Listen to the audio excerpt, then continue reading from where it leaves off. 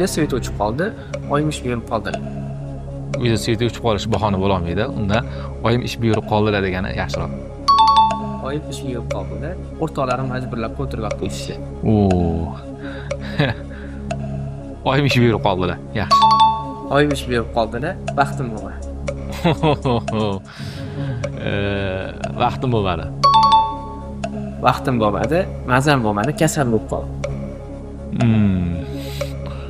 Agar kasal bo'lsa ham kitob o'qisa bo'ladi. Vaqtim bo'lmadi. Vaqtim bo'lmadi, uyqum kelib qoldi. Ha, chiqinadingiz. Uyqum kelib qoldi. Uyqum kelib qoldi, uyga mehmon kelib qoldi. Yaxshi bahona. Uyga mehmon kelib qoldi.